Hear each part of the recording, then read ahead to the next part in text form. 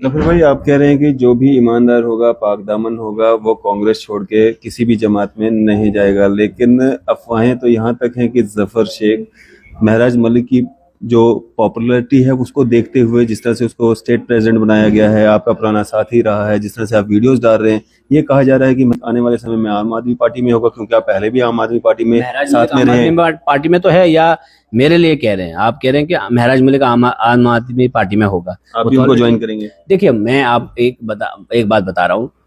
महराज मलिक को मैं 10 साल से जानता हूँ। वो जब इंडिपेंडेंट इलेक्शन, एमएलए इलेक्शन लड़ा, तब भी वो मेरा दोस्त था। जब वो पार्लियामेंट्री इलेक्शन लड़ा, मैं उससे मना कर रहा था कि मत लड़ो। उस वक्त मैंने इसलिए उसको सपोर्ट नहीं की, मैंने सोचा कि नहीं, महराज मलिक नौजवान है, लेकिन ये फैसला गलत है कि इस वक्त पार्लियामेंट्री इलेक्शन नहीं लड़ना है। कहीं ऐसा ना हो कि जितने वोट महराज मलिक लेगा और उतने से ही कांग्रेस हार जाएगी और बीजेपी जीत जाएगी, तो वो उसके करियर पे भी दाग आ जाता, लोग उसको बोलते कि आपने गलत किया। तो उसने उस फैसले को शायद वक्ती हिसाब से फिर सही साबित कर दिया। महराज मलिक की पॉपुलैरिटी के साथ हमने नहीं आगे बढ़ना है उसके साथ। एज अ यंग लीडर है, एक स्ट्रगल करके वो भी आया है, और बात जो इस वक्त असेंबली में करनी चाहिए, वो नौजवान वो बात कर रहा है, वो डेली वेजर की बात कर रहा है, वो वोकेशनल ट्रेनर की बात कर रहा है। मैंने भी इलेक्शन लड़ा कि मैं, जब मुझे मौका मिलेगा, मैं असेंबली में ये इश्यूज उठा रहा हूं। आज अगर मैं असेंबली से बाहर हूं, महराज मलिक उन इश्यूज को उठा रहा है जो मेरे दिल की तमन्ना थी, तो मैं उस चीज पर उसको शाबाशी देता हूं। इसमें बुरा क्या है? पार्टियां अलग होती हैं, पार्टीज अलग हो सकती हैं, लेकिन इसका कतई मतलब ये नहीं है कि कोई अच्छा जो काम कर रहा है हम उसकी तारीफ ना करें, हम उसके साथ खड़े ना हो। वो तो बीजेपी में भी हो सकता है जो कोई अच्छा काम करे। दिखाइए मुझे कहां पर है, दिखाइए मुझे कहां पर है। वो तो मोदी जी के नाम पर वोट लेकर आते हैं और फिर चूना लगाते हैं जम्मू की आवाम को, बर्बाद करते हैं। तो केजरीवाल के नाम पे वोट लिया नहीं, उसने अपने दम पर लिया वोट, कोई केजरीवाल के नाम पर नहीं। वो तो जीत कर आ गए, फिर दिल्ली दिखा के तो वोट लिया। तो सारे उसके हो जाते हैं ना। दिल्ली दिखा के तो उसने वोट लिया है। नहीं, अगर वैसे देखो हकीकत यह है कि महराज मलिक ने अपना बेस वोट बनाया था और उसने अपना स्ट्रगल किया। उसका कहीं से भी दूर दूर तक आम आदमी पार्टी से वोट नहीं मिला। ये बिल्कुल, अगर कोई बोलेगा कि उसने आम आदमी पार्टी से जीता, नहीं, बिल्कुल भी मैं इस बात को नहीं मानता हूं। उसने स्ट्रगल किया, एक केमिस्ट्री उसके फेवर में बन गई वहां पर, और लोगों ने एक वाइज डिसीजन लिया वहां पर। उन्होंने कहा कि हम बीजेपी को यहाँ से थोड़ा दूर करेंगे, और उसके लिए एक ही ऑप्शन है महराज मलिक, और बहुत ही अच्छा डिसीजन लिया। वरना आज सारे के सारे गूंगे पड़े रहते वहां पर। क्या ही करते गजय सिंह साहब? कुछ कर पाते, कुछ बोल पाते? वो तो आज भी नहीं बोल पा रहे हैं। तो आप बोलने वालों को असेंबली में भी, कांग्रेस आइडियोलॉजी है, ये भाषा बोल रहे हो, आप भी वही भाषा बोल रहे हो, फ्रीडम भी वही भाषा बोल रहे हो जो बीजेपी बोलती है। नहीं, मैंने कौन सी वाली बात? कांग्रेस के बिना भारत देश नहीं चलेगा। मैंने कहा कांग्रेस आइडियोलॉजी है, हिंदू और मुसलमानों को जोड़े रखने की। तो बुरा है क्या? हकीकत तो है, पार्टी है, आइडियोलॉजी। आप कांग्रेस का इतिहास पढ़ लें, ये कांग्रेस पार्टी है, ये बीजेपी को वोट करें, बीजेपी में जाएं। फाइटिंग पार्टी रही है ये। उस वक्त आप देख लीजिए जो लोग कांग्रेस के साथ जुड़े, आप सारे देख लीजिए ना, उन्होंने क्या किया हिंदुस्तान के लिए। और आज का जो ये जो है ना, यहाँ बातें ज्यादा हो रही हैं। आप मनमोहन सिंह साहब की सरकार भी देख लीजिए, मोदी जी की भी देख लीजिए। पैरामीटर्स लेकर आइए ना। ये हिंदुत्व पॉलिसी पर लड़ाना दो बंदों को ये आसान है। आज की खास मुलाकात में हमारे साथ मौजूद है कांग्रेस सीनियर नेता जफरुल्लाह शेख साहब। शेख साहब, स्वागत है। अभी आपके एमपी साहब आए हुए थे यहाँ पे, राज्यसभा मेंबर आए थे, नासिर साहब। किन सब चीज़ों पे जो है यहाँ पे चर्चा हुई, और खासकर हमने देखा कि जो हारे हुए कैंडिडेट थे उनके साथ भी उनका जो बातचीत हुई, उनसे भी उन्होंने पूछा क्या कुछ कारण रहे, क्या मकसद था उनके यहाँ पे दौरा करने का? देखिए, डॉक्टर नासिर साहब अभी रिसेंटली एक नए इंचार्ज इलेक्ट हुए, और उनको राहुल गांधी जी ने स्पेशली यहाँ की तरफ भेजा। वो संगठन के साथ बहुत पहले से जुड़े हैं, स्टूडेंट पॉलिटिक्स से ही वो जुड़े हैं कांग्रेस के साथ। तो उनका एक बहुत बड़ा एक्सपीरियंस है पॉलिटिक्स को लेकर। तो जम्मू कश्मीर में हमने कांग्रेस को कैसे मजबूत करना है, और जम्मू कश्मीर से ही कांग्रेस को आगे कैसे ले जाना है, और उस तरह की स्ट्रेटजी बनानी है, और उसी पर सब चर्चा हुई, मीटिंग्स हुई, और बहुत ही ज़बरदस्त तरीके से उन्होंने हमें एनकरेज किया। और ख़ास करके हम जो कैंडिडेट्स बहुत कम मार्जिन से हारे हैं, हमें हमारी हौसला अफजाई भी की, और कुछ डायरेक्शंस भी आई कि आपने कैसे आगे बढ़ना है, आवाम के बीच में रहना है, और मुद्दों पर राजनीति करनी है, नफरतों की तरफ नहीं जाना है और नफरतों से लोगों को दूर ले जाकर मोहब्बत की तरफ ले जाना है। ये मैसेज राहुल गांधी जी का वो लेकर आए हमारे पास। तो बाकी अलग अलग जो डेपुटेशंस थी ऑल ओवर जम्मू सूबे की, वो सब मिले और बहुत ही इत्मीनान के साथ हमारी मुलाकातें हुई। तो ओवरऑल यही है कि कांग्रेस जो मुल्क की एक ज़रूरत है इस वक्त, और ख़ास करके अगर बात करें माइनॉरिटीज़ की, दलितों की, आदिवासियों की, ओबीसीज़ की, इस वक्त अगर कोई जमात है जो इन अलग अलग समाज के जो वर्ग हैं, इनकी जो रिप्रेजेंटेशन है वो एक कांग्रेस ही कर पा रही है। और उसी सिलसिले में सारी चर्चाएं हुई और बहुत ही ज़बरदस्त फ्रूटफुल मीटिंग्स रही। ये जो हारे हुए नेताओं से मिले नासिर साहब, क्या कारण बताए गए, क्यों हारे ये सारे कैंडिडेट्स? बहुत सारे वजूहात हारने के भी होते हैं और जीतने के भी होते हैं। तो कभी कभार आपकी केमिस्ट्री कम पड़ जाती है, हार जाते हैं। मैं भी एक हारा हुआ कैंडिडेट हूँ, बहुत कम मार्जिन से, जम्मू सूबे में सबसे कम मार्जिन से मैं ही हारा हूँ कांग्रेस में। और हमने ये भी कहा कि हमारा जो अलायंस नेशनल कॉन्फ्रेंस के साथ रहा, ये एक बहुत बड़ा वीक पॉइंट रहा हमारा, क्योंकि हमने हमारा वोट शिफ्ट किया जहाँ जहाँ नेशनल कॉन्फ्रेंस का कैंडिडेट था, लेकिन जहाँ जहाँ पर कांग्रेस का कैंडिडेट मजबूत था वहाँ पर नेशनल कॉन्फ्रेंस ने भी अपना प्रॉक्सी कैंडिडेट उठाया। उन्होंने हमारी मजबूती, हमारी कमजोरी का किसी जगह फ़ायदा उठाया, लेकिन जहाँ हमारी मजबूती थी वहाँ उन्होंने अपने कैंडिडेट्स उतारे, और जिसकी वजह से या तो कोई और निकल कर जीत कर आया, तो या तो उनका कैंडिडेट जीत कर आया। तो ये सारी चर्चाएं हुई और ये उन्होंने कहा भी, लेकिन उन्होंने साथ में ये भी कहा कि हम इस वक्त जो भी अलायंस करते हैं इसका एक बड़ा कॉज है, इसका एक बड़ा मकसद है, तो इसलिए हम फिर कभी कभार कुर्बानी देते हैं, और कांग्रेस कुर्बानी ना देगी तो फिर कौन देगा। तो कांग्रेस ने कुर्बानी भी पेश की। यकीनन करीब 16-17 सीट्स ऐसी हैं जम्मू कश्मीर में जिसमें यकीनन अगर हमारा भी कैंडिडेट होता तो या तो हम जीतते या तो पीडीपी जीतती, लेकिन नेशनल कॉन्फ्रेंस नहीं जीतती। लेकिन हमने कुर्बानी दी, हमने कहा नहीं, इस वक्त हमें सिर्फ पॉलिटिकल गेन्स नहीं देखना है, हमने इस रियासत की बका, फलाह, बहबूदी, उसको भी मद्देनजर रखना है। तो ये हकीकत है कि कांग्रेस ने इस बार बहुत बड़ी कुर्बानी दी, और नेशनल कॉन्फ्रेंस ने जो इसका फ़ायदा उठाया अलायंस का। और सबसे बड़ी बात यह है कि जब भारत जोड़ो यात्रा हुई और कन्याकुमारी से कश्मीर जब राहुल गांधी जी पहुंचे, तो कश्मीर के लोग उन्हें बहुत ज़्यादा चाहने लगे। और कश्मीर के जो जम्मू कश्मीर के जो लोग आर्टिकल 370 के टूटने के बाद जिस तरह से इनको दबाने की कोशिश की गई, राहुल जी के यहाँ आने से एक ऊर्जा मिली लोगों को, और एक मोहब्बत बढ़ गई राहुल जी के लिए कि उन्होंने हमारी आवाज़ बनने की कोशिश की। तो उसके बाद फिर जो नेशनल कॉन्फ्रेंस ने, उमर साहब ने, फारूक अब्दुल्ला साहब ने अपने रेजिडेंस पे बुलाकर जब वो बैठे, उससे एक बहुत बड़ा मैसेज गया जम्मू कश्मीर के लोगों के बीच में कि नेशनल कॉन्फ्रेंस जो है ये बीजेपी के साथ नहीं बल्कि कांग्रेस के साथ खड़ी है, और कांग्रेस ही एक वो जमात है जो इस वक्त वाकई में मदे मुकाबल बीजेपी की खड़ी है।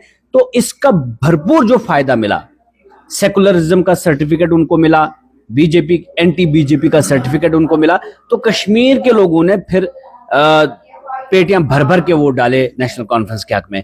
ये फायदा बड़ा उठाया उन्होंने कांग्रेस से। लेकिन फिर जब वो मकसद से कांग्रेस ने नेशनल कॉन्फ्रेंस का समर्थन किया था, क्या वो मकसद अभी जीत करके दिख रहा है कि वो पूरा हो रहा है? एक मकसद तो ये था कि बीजेपी को पावर कॉरिडोर से बाहर रखना, ये सबसे बड़ा मकसद था। उसके बाद जो काम है उस पर तो हम खैर, मैं बीजेपी के खिलाफ भी बोलता हूं, मैं नेशनल कॉन्फ्रेंस के खिलाफ भी बोलता हूं, और ये मुझे फ्रीडम है अपनी जमात में। ये इस लेवल तक फ्रीडम है कि भाई हमने इनसे काम भी तो कराना है, लोगों ने मैंडेट दिया, लोगों ने वोट दिया। अब हम चुप तो नहीं बैठ सकते ना कि अगर नेशनल कॉन्फ्रेंस की सरकार है और कुछ नहीं कर पाएंगे। ये कांग्रेस का स्टैंड है कि जब तक कंप्लीट स्टेटहुड भी वापस नहीं आती, हम तो we are not going to be the part of your ministry. हमने मिनिस्ट्री भी ठुकरा दी अभी तक, और आप देख रहे हैं हम मिनिस्ट्री ले सकते थे, लेकिन आपने देखा मेयर साहब ने क्या स्टेटमेंट दिया कि जब तक ना कंप्लीट स्टेटहुड आए तब तक हम सिर्फ समर्थन दे रहे हैं। और समर्थन भी इसलिए क्योंकि हम बीजेपी को पावर कॉरिडोर से बाहर रखने की कोशिश करें। यही वजह थी, अलायंस भी किया, यही वजह है कि आज भी हम समर्थन दे रहे हैं। लेकिन इसका कतई मतलब ये नहीं है कि नेशनल कॉन्फ्रेंस काम नहीं करेगी और हम चुप बैठेंगे, हम सवाल नहीं खड़ा करेंगे। हमने तो जनता के मुद्दों को लाना है सामने, और कांग्रेस बनी इसी के लिए। कांग्रेस अगर जनता के मुद्दे सामने नहीं रखेगी तो कौन?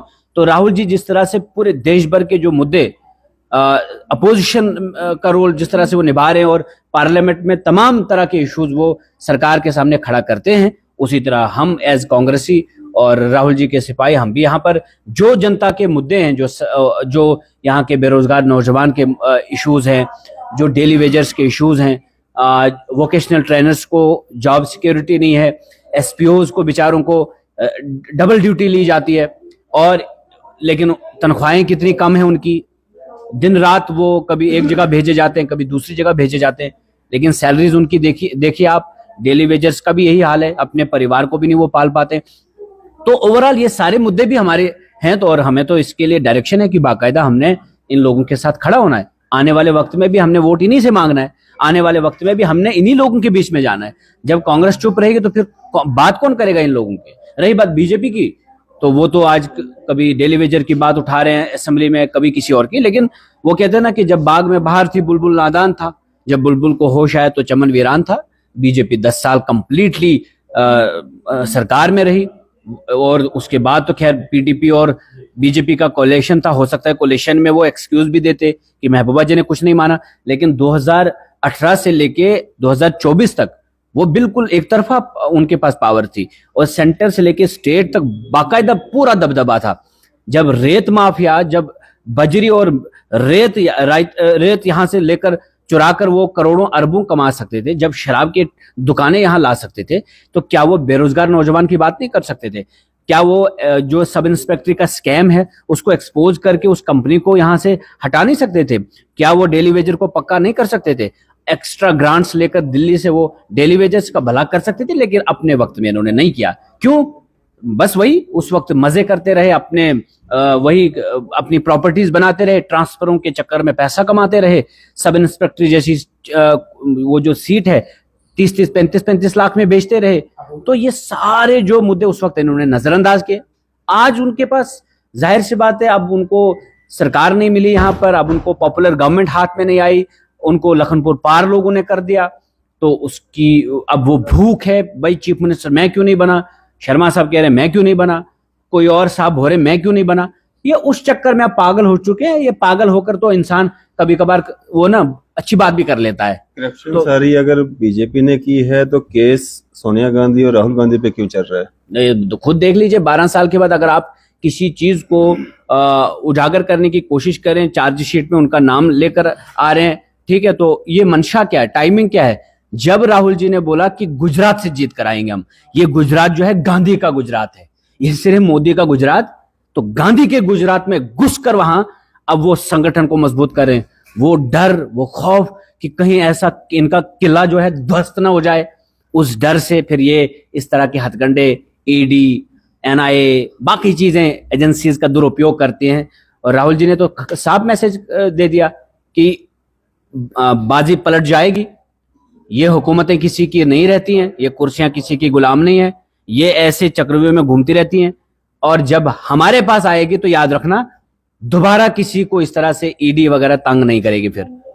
तो ये राहुल गांधी जी एक ऐसे शख्स है इस वक्त, जो इस वक्त मुल्क भर में क्या, बल्कि आप अगर इंटरनेशनल सतह पर भी देखोगे, सबको मालूम है कि he is such an honest person, dedicated politician, 4000 kilometre पैदल चलने वाला शख्स है वो इस तरह के हथकंडा जो बीजेपी अपना रही है, इससे डरने वाले लोग नहीं है। हम बिल्कुल राहुल जी के साथ एज ए सिपाही खड़े हैं और खड़े रहेंगे।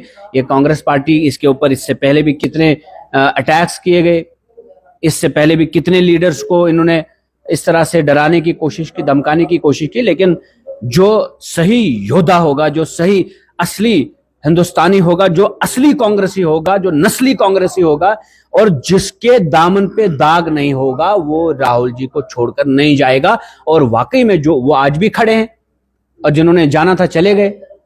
इधर गुलाम नबी आजाद साहब कांग्रेस को छोड़कर चले गए, कहां पहुंच गए खुद आप जानते हैं। यहाँ जीएम सुरुडी साहब कांग्रेस को छोड़कर चले गए, कहां पहुंच गए। 20,000 से जीतने वाले आज 10 करोड़ भी खर्च करने के बाद आप नहीं जीतते हैं, तो कांग्रेस एक आइडियोलॉजी है। कांग्रेस के साथ जो टकराएगा वो चूर चूर हो जाएगा। कांग्रेस आइडियोलॉजी को जो नहीं अपनाएगा उसकी समाज में थूथू होगी। इस समाज में हमने प्यार मोहब्बत से रहना है। इस समाज में हमने एक होकर, एक हिंदुस्तानी होकर आगे बढ़ना है। इस समाज में रहकर हमने, इस हिंदुस्तान में रहकर हमने हिंदुस्तान के आईन की बात करनी है। आप किसी पर्टिकुलर समुदाय के ऊपर अटैक्स पे अटैक्स करेंगे, आप ट्रिपल तलाक लेकर आएंगे, मुसलमानों का भला, आप उसके बाद वक्फ बोर्ड का बिल लेकर आएंगे, मुसलमानों का भला, लेकिन आपकी ही पार्लियामेंट में एक भी मुसलमान नेता नहीं आपका। महिलाओं का भला जिसमें आप कहते हैं, एक भी महिला आपकी सांसद नहीं है, राज्यसभा मेंबर नहीं है, एमएलए नहीं है, नॉमिनेशन पे कहीं आपने उसको एडजस्ट नहीं किया है, लेकिन भला आप करना चाहते हैं हमारी प्रॉपर्टीज हमसे छीनकर। और सुप्रीम कोर्ट से जो फटकार मिली मोदी सरकार को, ये पहले ही राहुल जी इसी आइडियोलॉजी को तो कहते हैं राहुल जी कि भाई हमारी आइडियोलॉजी है कॉन्स्टिट्यूशन, हमारा धर्म मुल्क का धर्म, जाति धर्म नहीं है। आपका धर्म इस्लाम है, मेरा धर्म इस्लाम है, किसी का हिंदुज्म हो सकता है, किसी का क्रिश्चियनिज्म, किसी का बौद्धिज्म, लेकिन मुल्क का धर्म जो है हिंदुस्तानी है। मुल्क का आईन जो है भीमराव अंबेडकर साहब ने बनाया है। जिस कॉन्स्टिट्यूशन को बनाने में 2 साल 11 महीने 11 दिन लगे, उसको इतना आसानी से आप खत्म नहीं कर सकते हैं। और फटकार कल वक्फ बोर्ड बिल पर जो मोदी सरकार को पड़ी, आपके सामने वो है। और इसी तरह जिस तरह कल सुप्रीम कोर्ट डटी रही सरकार के खिलाफ, जिस तरह से मोर्चा संभाला, उसी तरह से हिंदुस्तान की जुडिशरी को हमेशा अकलियत की इंटरेस्ट जो है, माइनॉरिटीज और दलित, ओबीसी, आदिवासी, उसी तरह अगर हमारी जुडिशरी खड़ी रही तो हमारा कोई बाल भी बीका नहीं कर सकता है और यह हिंदुस्तान मजबूत होगा। हिंदुस्तान को मजबूत करना है तो सबको साथ लेकर चलना होगा आगे। जफर भाई, आप कह रहे हैं कि जो भी ईमानदार होगा, पाक दामन होगा, वो कांग्रेस छोड़ के किसी भी जमात में नहीं जाएगा, लेकिन अफवाहें तो यहाँ तक हैं कि जफर शेख महराज मलिक की जो पॉपुलैरिटी है उसको देखते हुए, जिस तरह से उसको स्टेट प्रेसिडेंट बनाया गया है, आपका पुराना साथी रहा है, जिस तरह से आप वीडियोस डाल रहे हैं, ये कहा जा रहा है कि आने वाले समय में आम आदमी पार्टी में होगा, क्योंकि आप पहले भी आम आदमी पार्टी में साथ में रहे। पार्टी में तो है, या मेरे लिए कह रहे हैं? आप कह रहे हैं कि महराज मलिक आम आदमी पार्टी में होगा, आप भी उनको ज्वाइन करेंगे? देखिए, मैं आप एक बात बता रहा हूँ। महराज मलिक को मैं 10 साल से जानता हूँ। वो जब इंडिपेंडेंट इलेक्शन, एमएलए इलेक्शन लड़ा, तब भी वो मेरा दोस्त था। जब वो पार्लियामेंट्री इलेक्शन लड़ा, मैं उससे मना कर रहा था कि मत लड़ो। उस वक्त मैंने इसलिए उसको सपोर्ट नहीं कि मैंने सोचा कि नहीं, महराज मलिक नौजवान है, लेकिन ये फैसला गलत है कि इस वक्त पार्लियामेंट्री इलेक्शन नहीं लड़ना है। कहीं ऐसा ना हो कि जितने वोट महराज मलिक लेगा और उतने से ही कांग्रेस हार जाएगी और बीजेपी जीत जाएगी, तो वो उसके करियर पे भी दाग आ जाता, लोग उसको बोलते कि आपने गलत किया। तो उसने उस फैसले को शायद वक्ती हिसाब से फिर सही साबित कर दिया। महराज मलिक की पॉपुलैरिटी के साथ हमने नहीं आगे बढ़ना है, उसके साथ एज अ यंग लीडर है, एक स्ट्रगल करके वो भी आया है। और बात जो इस वक्त असेंबली में करनी चाहिए, वो नौजवान वो बात कर रहा है, वो डेली वेजर की बात कर रहा है, वो वोकेशनल ट्रेनर की बात कर रहा है। मैंने भी इलेक्शन लड़ा कि मैं जब मुझे मौका मिलेगा मैं असेंबली में ये इश्यूज उठा रहा हूं। आज अगर मैं असेंबली से बाहर हूं, महराज मलिक उन इश्यूज को उठा रहा है जो मेरे दिल की तमन्ना थी, तो मैं उस चीज पर उसको शाबाशी देता हूं। इसमें बुरा क्या है? पार्टियां अलग होती हैं, पार्टीज अलग हो सकती हैं, लेकिन इसका कतई मतलब ये नहीं है कि कोई अच्छा जो काम कर रहा है हम उसकी तारीफ ना करें, हम उसके साथ खड़े ना हो। वो तो बीजेपी में भी हो सकता है जो कोई अच्छा काम करे। दिखाइए मुझे कहां पर है, दिखाइए मुझे कहां पर है। वो तो मोदी जी के नाम पर वोट लेकर आते हैं और फिर चूना लगाते हैं जम्मू की आवाम को बर्बाद करके। तो केजरीवाल के नाम पे वोट लिया नहीं, उसने अपने दम पर लिया वोट, कोई केजरीवाल के नाम पर नहीं। वो तो जीत कर आ गए, फिर दिल्ली दिखा के तो वोट लिया, तो सारे उसके हो जाते हैं ना। दिल्ली दिखा के तो उसने वोट लिया। नहीं, अगर वैसे देखो हकीकत यह है कि महराज मलिक ने अपना बेस वोट बनाया था और उसने अपना स्ट्रगल किया। उसका कहीं से भी दूर तक आम आदमी पार्टी से वोट नहीं मिला। ये बिल्कुल, अगर कोई बोलेगा कि उसने आम आदमी पार्टी से जीता, नहीं, बिल्कुल भी मैं इस बात को नहीं मानता हूं।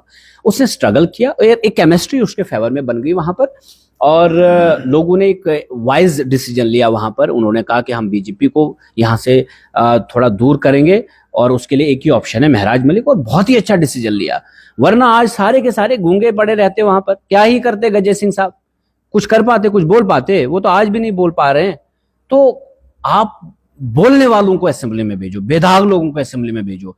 अगर कुछ नहीं, अगर कुछ नहीं तो कुछ ना कुछ तो होगा, आप इतनी उम्मीद रख सकते हैं। लेकिन कुछ लोग तो ऐसे हैं जो आप ज्वाइन वहां करने से जा रहे हैं हिंदू नहीं, मैं नहीं करूंगा। कांग्रेस पार्टी मेरे लिए बहुत ही जबरदस्त पार्टी है। कांग्रेस हिंदुस्तान की जरूरत है भाई, मेरी और आपकी नहीं, पूरे हिंदुस्तान की जरूरत है। कांग्रेस आइडियोलॉजी है, आप भी वही भाषा बोल रहे हो, आप भी वही भाषा बोल रहे फ्रीडम हो, फाइटिंग, आप फ्रीडम भी वही भाषा बोल रहे हो जो बीजेपी बोलती है। नहीं, मैंने कौन सी वाली बात बताई? कांग्रेस के बिना भारत देश नहीं चलेगा। मैंने कहा कांग्रेस आइडियोलॉजी है, हिंदू और मुसलमानों को जोड़े रखने की। तो बुरा है क्या? हकीकत तो है, पार्टी है, पार्टी है, आइडियोलॉजी। आप कांग्रेस का इतिहास पढ़ लें, ये कांग्रेस पार्टी है, वो बीजेपी को वोट करें, बीजेपी में जाएं। फाइटिंग पार्टी रही है ये। उस वक्त आप देख लीजिए जो लोग कांग्रेस के साथ जुड़े, आप सारे देख लीजिए ना, उन्होंने क्या किया हिंदुस्तान के लिए। और आज का जो ये जो है ना, यहाँ बातें ज्यादा हो रही हैं। आप मनमोहन सिंह साहब की सरकार भी देख लीजिए, मोदी जी की भी देख लीजिए, पैरामीटर्स लेकर आइए ना। ये हिंदुत्व पॉलिसी पर लड़ाना दो बंदों को ये आसान है,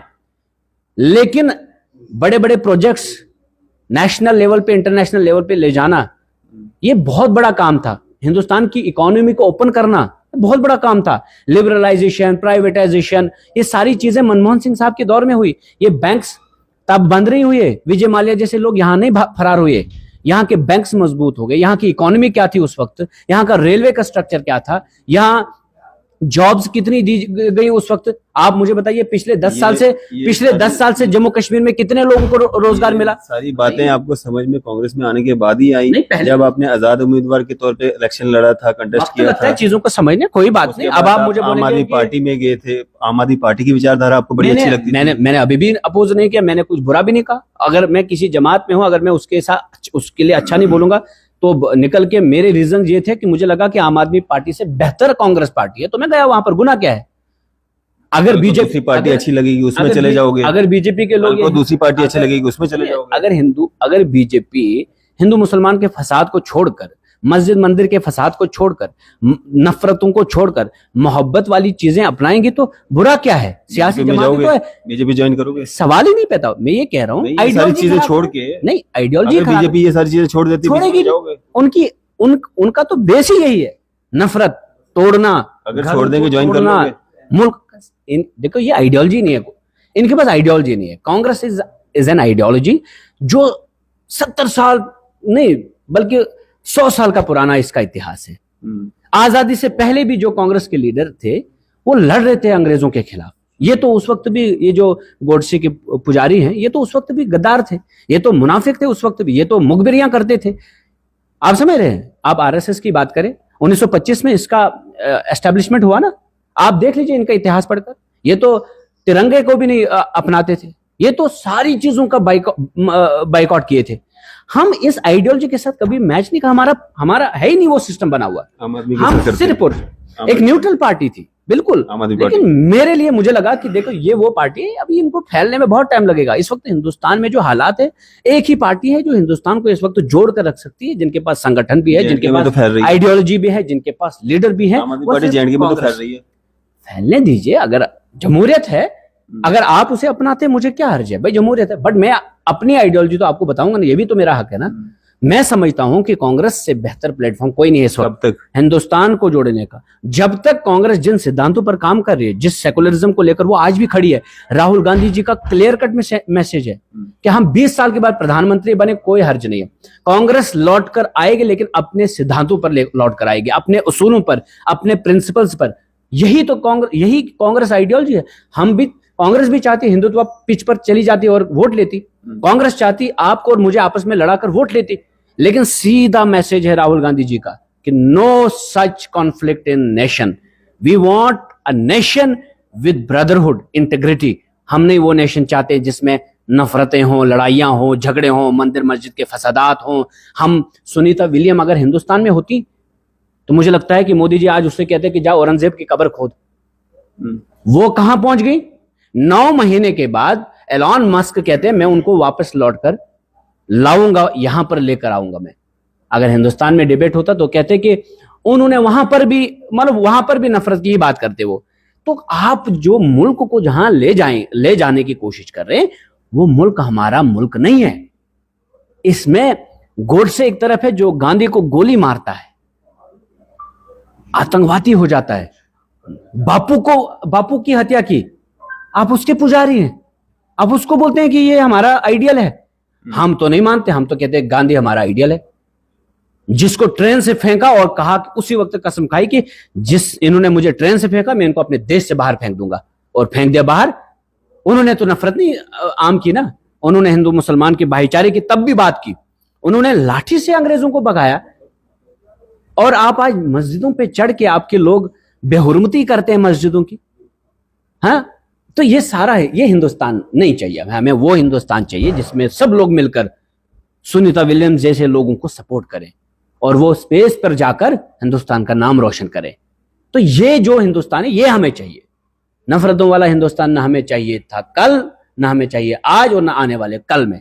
सियासत चलती रहेगी, आपकी और मेरी सियासत से मेरा मुल्क जो है खराब ना हो बल्कि आबाद हो, वो सियासत करनी है। मोदी जी तो नहीं रहेंगे ना यही हमेशा के लिए, लेकिन जो वो बीज बोकर चले जाएंगे वो बीज हमारे लिए सही फल वाले पेड़ नहीं तैयार कर सकता है। तो नफरतों के बीज बोना बंद करें, मोहब्बत के फूल उगाएं जिसमें खुशबू भी होगी, जिसमें ठंडी हवाएं भी आएंगी, और इस तरह से मेरा मुल्क आगे भी बढ़ेगा। आज हम कहां पर खड़े, टैरिफ पर कोई बात नहीं कर रहे। चाइना कैसे आगे बढ़ा हिंदुस्तान से, इस पर कभी कोई कॉन्फ्रेंस हुई, कोई मीटिंग हुई, इस पर कोई बात हुई? देश के युवा के सामने कभी इस तरह की बातें की कि भाई हमने इनको कैसे आगे पीछे रखना है? चाइना हमसे कितना आगे बढ़ रहा है, क्यों?